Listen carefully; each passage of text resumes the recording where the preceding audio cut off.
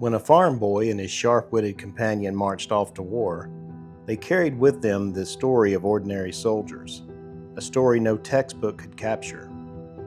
That pair, Si Klegg and his pard Shorty, began life in a veterans newspaper and later came alive in a book written by a man who knew that world firsthand. His name was Wilbur F. Hinman, veteran of the 65th Ohio Infantry. This is his story and how memory became one of the most vivid portraits of the Civil War private ever published.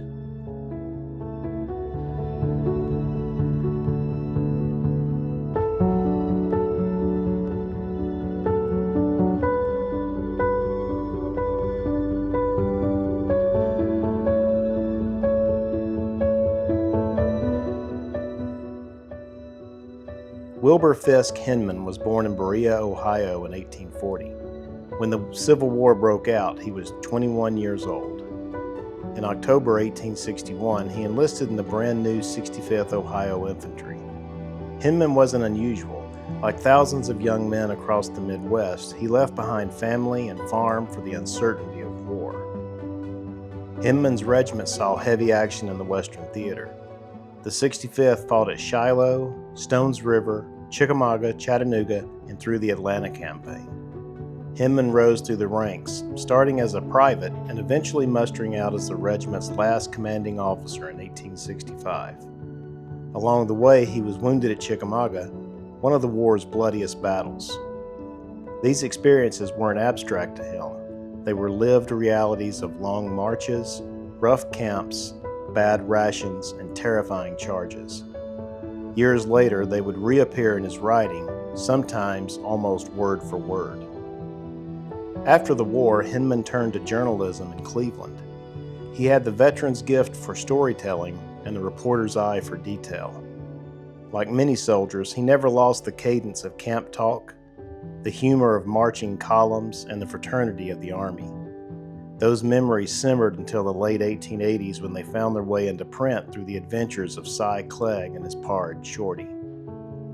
The characters of Si Klegg and Shorty had their beginnings not with Hinman, but in short sketches in the National Tribune, a newspaper written for veterans.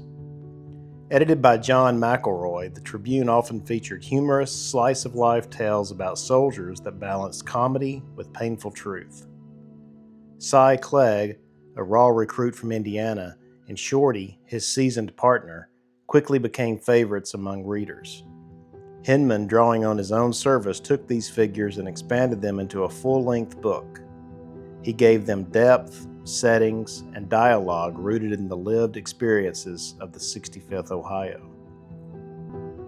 In 1887, Hinman published Corporal Si Klegg and his pard, how they lived and talked, and what they did and suffered while fighting for the flag.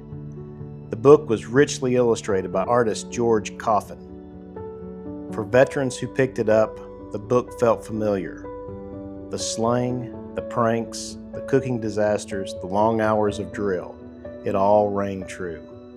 It wasn't polished history, it was the soldier's view told with humor and heart.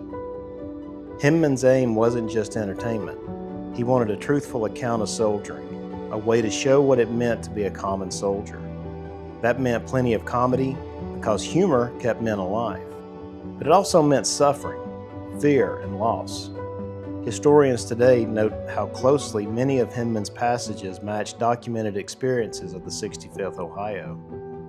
The details of dog tents, the peculiar Army slang, the endless monotony of picket duty. These things aren't inventions. They're memories reshaped into fiction. So who was Shorty, Si Klegg's lean and street-smart companion? No one has ever been able to pin him down to a single real person. Most scholars believe Shorty is a composite drawn from several of Hinman's comrades. He represents the seasoned soldier, the one who shows the new recruit the ropes, who mixes mischief with loyalty. Shorty feels real because he is real, in the sense that thousands of men just like him filled the Union ranks. He's not a portrait of one man, he's the embodiment of many.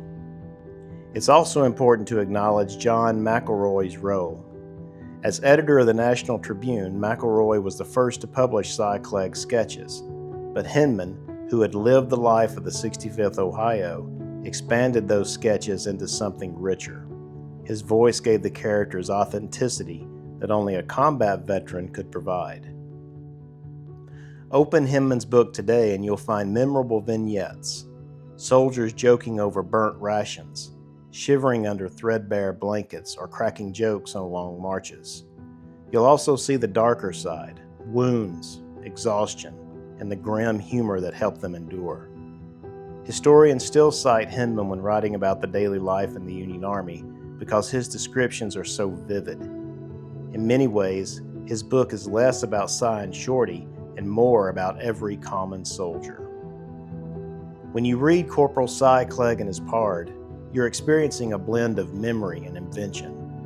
Hinman gave the public a fictional pair whose humor and hardships came straight from the battlefields of the Western theater. Shorty may not have been one man, but he represents many. And thanks to Hinman's pen, the common soldier's life, with all its laughter, grit, and sorrow, has never been forgotten.